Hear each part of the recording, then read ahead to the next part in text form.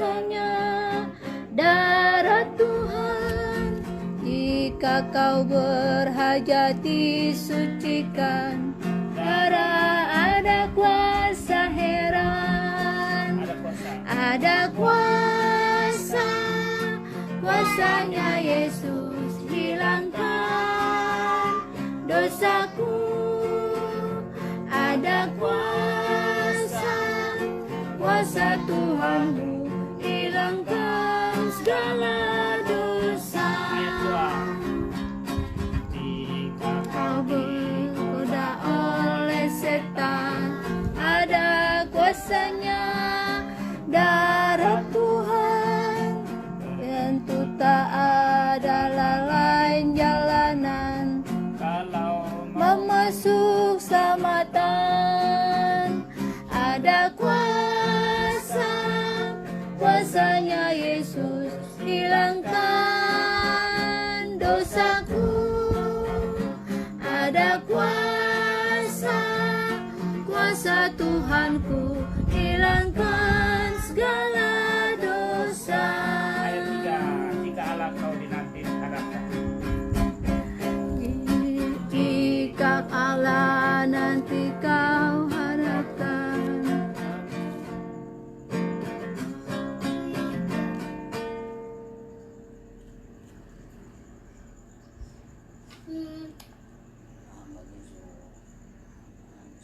Mana itu nak? Jika Allah kau nanti Hadapkan ada kuasanya darah Tuhan, kalau diampuni beri pujian, karena darahnya. tebuskan.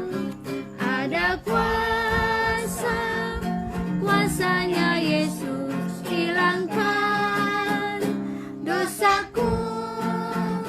Ada kuasa, kuasa Tuhanku hilangkan segala dosa. Ayat 4, Saksi dengan iman yang berani, ada kuasanya darah Tuhan. Berilah kabar itu dengan bukti darah kasih. Ada kuasa, kuasanya Yesus hilangkan dosaku. Ada kuasa, kuasa Tuhanku hilangkan segala dosa. masih satu pujian lagi, 2 pujian Kemudian dari nyanyian Kemenangan Iman nomor 199. elo oh lala apa terangi.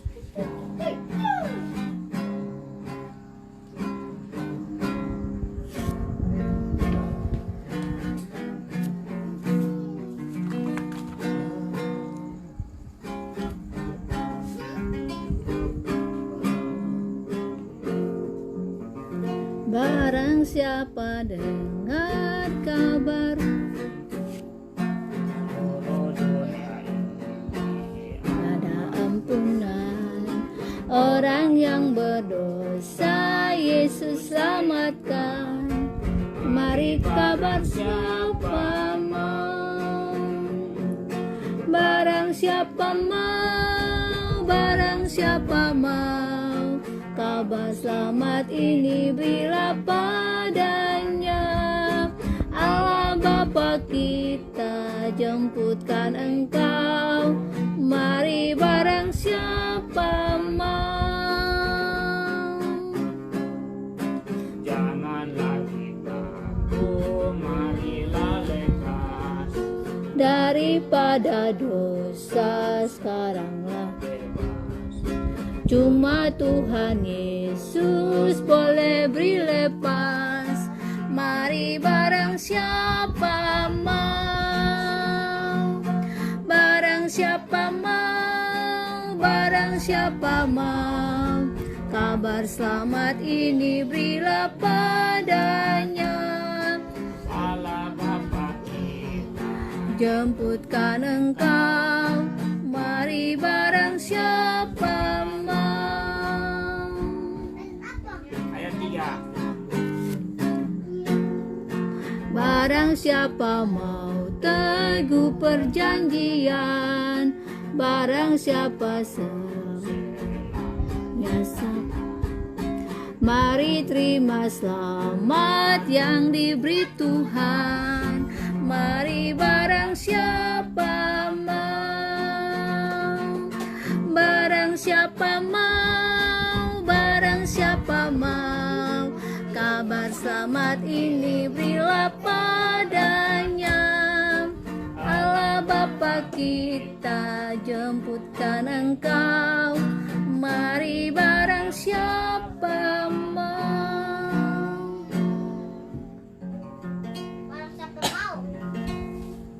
Kasih atas segala pujian kita akan dengan satu lagu penyembahan untuk kita membaca dan merenungkan firman Tuhan pada malam hari ini. Yang mengatakan, kusiapkan hatiku Tuhan untuk mendengar firman. Ayat apa? Ayat apa? Ayat itu yang lagu itu, Pak. Siapkan Hatiku Tuhan untuk dengar firman-Mu saat ini.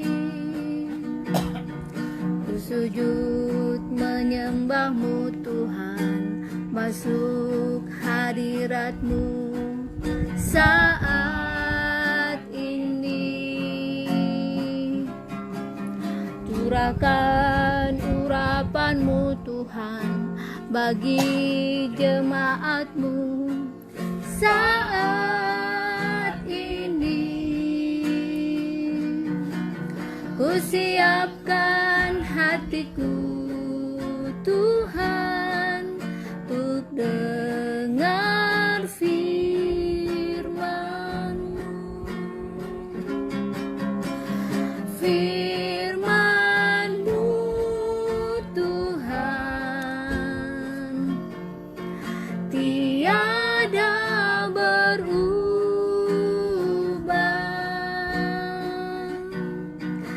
dahulu sekarang selama-lamanya tiada berubah.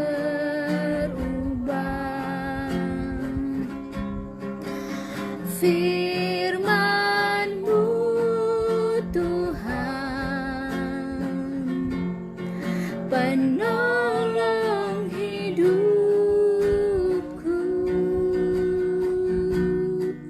Ku siapkan hatiku Tuhan untuk dengar firman-Mu. firman Tuhan. Firman-Mu Tuhan tiada berubah, dahulu sekarang selama-lamanya tiada berubah.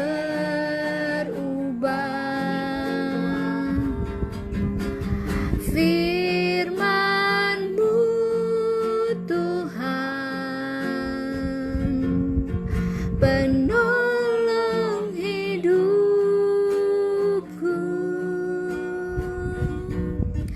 Ku siapkan hatiku Tuhan untuk dengar firman-Mu.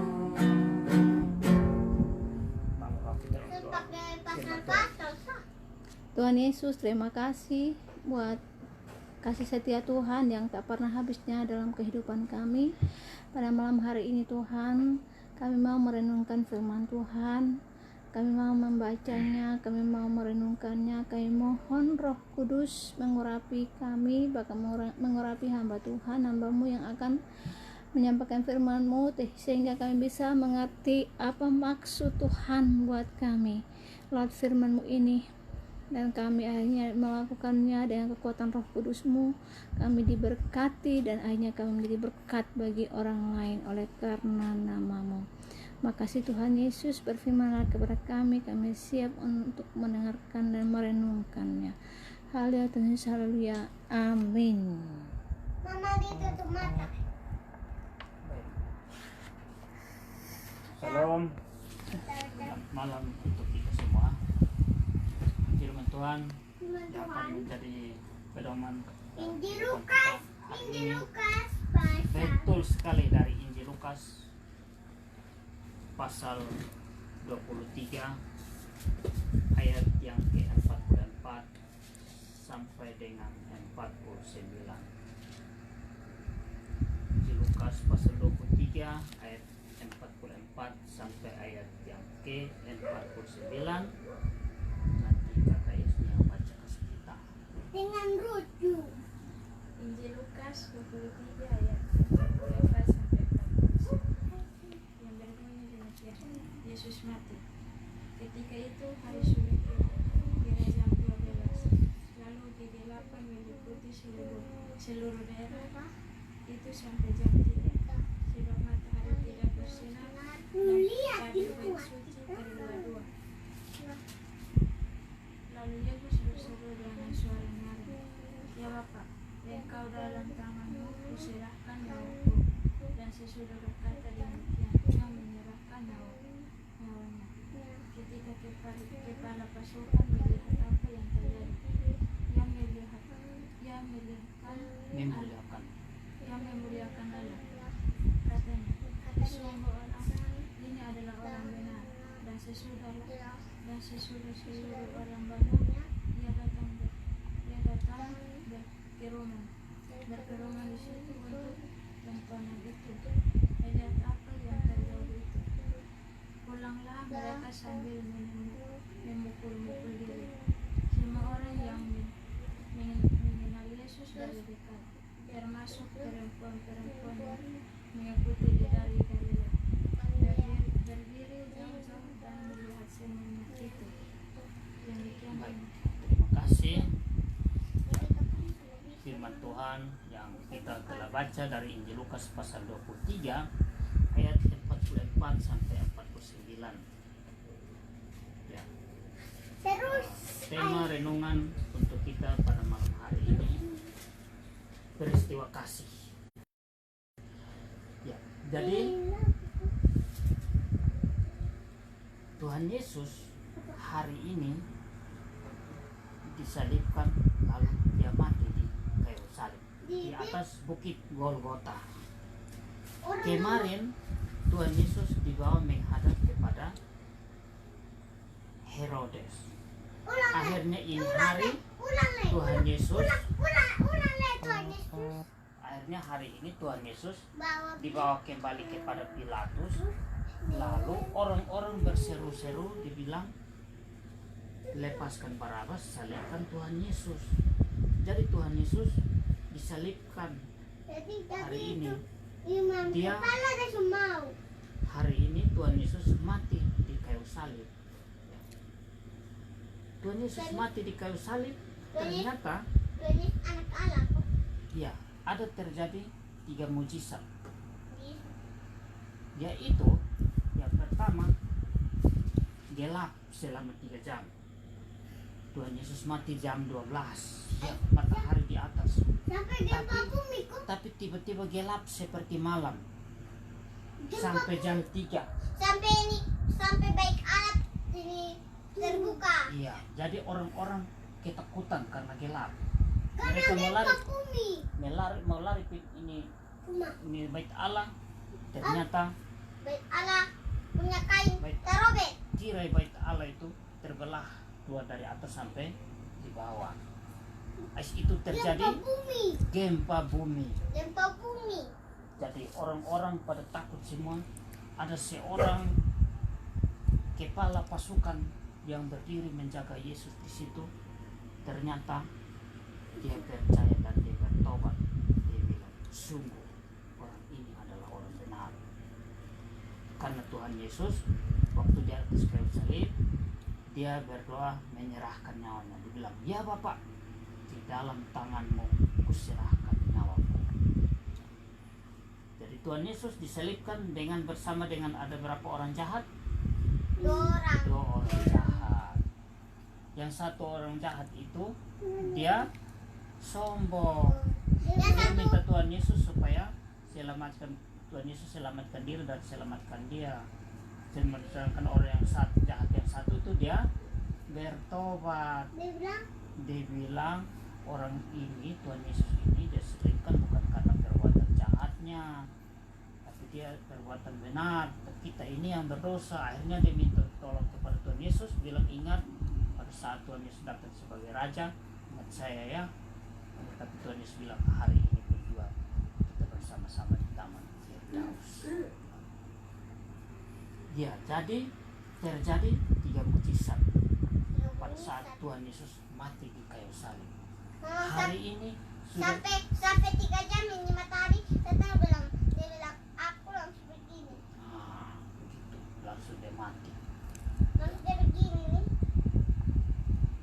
Jadi Dia angkat naik Ketika- Yesus. Dia angkat naik Yesus nah. belum. Ini dia Tuhan Yesus mati di kayu salib. Jadi waktu itu Tuhan Yesus dihina, dipukul. Atau yang kita nonton di film itu, dong olok-olok dia, hina dia, pukul-pukul dia, cambukkan dia. Tanpa kerotan. Ya, karena ada perlakuan keji terhadap Yesus. Dan Tuhan Yesus terima kok, Tuhan Yesus tolak pukul-pukul dia. Tolak. Tuhan Yesus terima, dia tidak balas, dia tidak marahin orang-orang.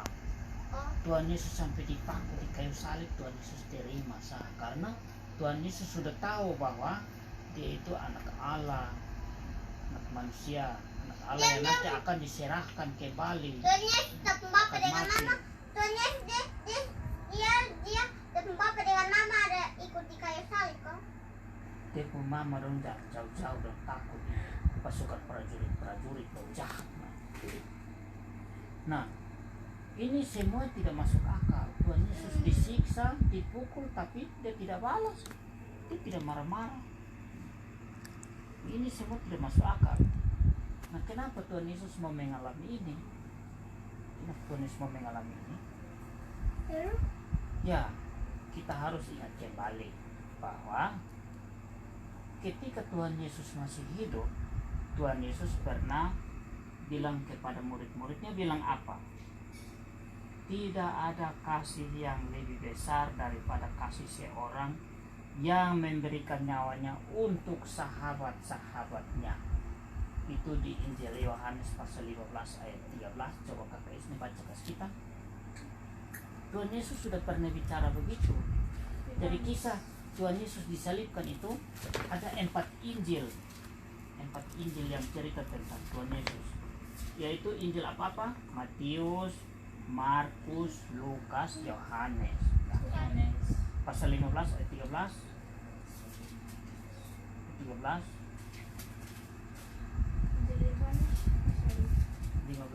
ayat 13.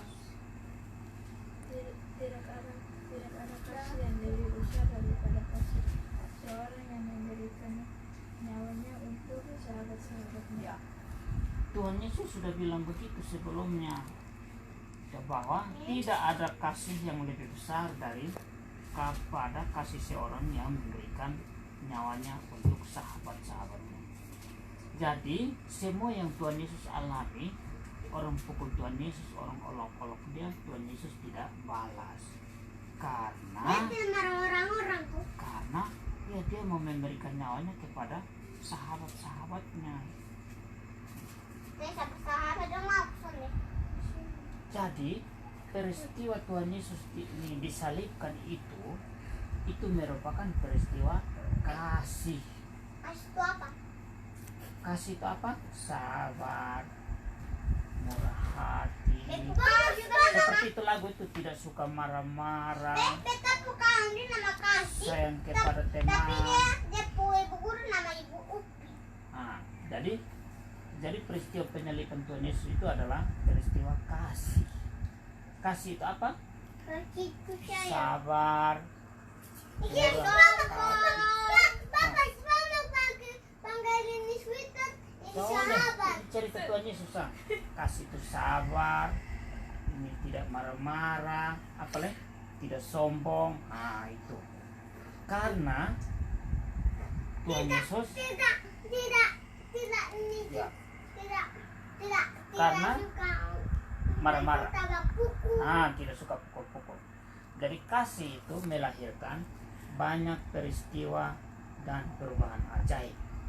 Jadi waktu itu Tuhan Yesus sangat sayang kepada orang-orang yang percaya kepada Dia. Ternyata ada peristiwa, ada perubahan ajaib. Yaitu apa? Iya. Langit yang gelap karena matahari tidak bersinar. Apa lagi? Yang mujizat itu apa lagi? Tabir bait suci terbelah menjadi 2. Terus tambah satu lagi mujizat apa lagi? Kepala pasukan ada bagian ke bumi juga, jadi kepala pasukan jadi apa? Kepala pasukan memuliakan Allah. Padahal kepala pasukan itu dia yang pimpin itu serdadu dong, tentara supaya cambuk Tuhan Yesus, takut Tuhan Yesus, siksa dia. Tuhan Yesus. Jadi dia Bapak diam-diam dulu. Kenapa Tuhan Yesus dia kasih nama Bapak dengan nama? Tuhan Yesus melayani nak, memberitakan kabar baik bahwa kerajaan Allah sudah dekat, harus segera bertobat. Gitu. Jadi kepala pasukan itu memuliakan Allah sampai akhirnya banyak orang yang ada di situ, mereka juga menyesal. Nisha bilang apa? Menyesal, dia bilang, aduh kita sudah salibkan orang tidak berdosa. Dong pukul ini, pulang ini dong menyesal dong pukul tes. Aduh siapa nih kita pukul salibkan orang tidak berdosa ini. Karena Tuhan Yesus waktu mati itu terjadi mujizat. Jadi baru orang percaya. Kepala pasukan itu kan kepala ini yang ini tentara dong kepala dong bos diperintah bilang ayo tembak, ayo cambuk, ayo tangkap, ayo ikat. Dia yang perintah akhirnya dia jadi percaya, dia juga menyesal. Siapa menyesal? Itu kepala pasukan itu. Dong pukul kepala pesta. Jadi orang-orang yang mengenal Yesus lebih dekat itu seperti siapa? Murid-murid Tuhan Yesus, tapi tidak termasuk Yudas Iskariot. Karena Yudas Iskariot yang mengkhianati dia, jual dia. Seperti siapa lagi? Yang perempuan siapa lagi? Maria Magdalena. Dia sudah pergi ke Marta, ada nama Susana. Itu mereka lebih dekat. Mereka jadi ada juga pengikut mereka menjadi saksi akan peristiwa kasih terbesar sepanjang masa. Apa kalau Tuhan Yesus belum disalib? Tuhan Yesus pasti menginjil terus supaya banyak orang bertobat dan percaya kepada Tuhan Yesus. Gimana Pak Yesus? Tapi dia sudah disalibkan. Kita semua yang ikut dia harus percaya, kita mengandalkan dia, harus terus bersaksi. Bersaksi itu apa? Nah, jadi semua orang lihat di situ, orang yang percaya dan ikut Tuhan Yesus, akhirnya mereka lihat pada saat Tuhan Yesus menyerahkan nyawanya. Tuhan Yesus berdoa bilang apa? Itu jadi di atas kayu salib Tuhan Yesus omong 7 perkataan. Perkataan yang terakhir dia bilang, ya Bapa, ayat 46 dia bilang apa? Iya Bapak. Lalu Yesus berseru dengan suara nyaring, ya Bapa, ke dalam tanganmu kuserahkan nyawaku. Dan sesudah berkata demikian, ia menyerahkan nyawanya. Nah, itu. Jadi dia berdoa kepada Bapa, diserahkan dia punya nyawa. Jangan itu apa? Nyawa itu dia pun ini apa yang bernapas. Langsung Tuhan ini Allah angkat itu nyawa. Akhirnya dia sumber napas lain. Kalau sumber napas lain berarti apa nih? Mati. Tuhan Yesus mati di kayu salib. Kalau Karena dia berdoa serahkan dia punya nyawa. karena dia suruh mati, nah tidak kasih makan, kasih dia ini anggur asam, kasih dia mahkota duri, dia pun badan penuh darah, paku dong di tangan sini kena paku, dia pun kaki dong, dia pun lambung kena apa lagi? Ikam, pakai tombak, dia menderita, dia sudah mau mati. Terus itu kenapa itu raja itu siapa yang kasih turun Yesus ini apa? Pilatus, gubernur Romawi. Pilatus tidak mau, tapi orang-orang yang paksa bilang, salibkan dia, bebaskan Barabas. Padahal Barabas itu orang jahat. Toh? Jadi karena kasihnya Yesus telah mati untuk kita. Coba kita baca di dalam Injil Yohanes pasal 3 ayat 16. Karena kasihnya Yesus telah mati untuk kita. Yohanes 3 ayat 16. Karena begitu besar. Pasal 3 ayat 16. Nanti kita hafalin ayat ya.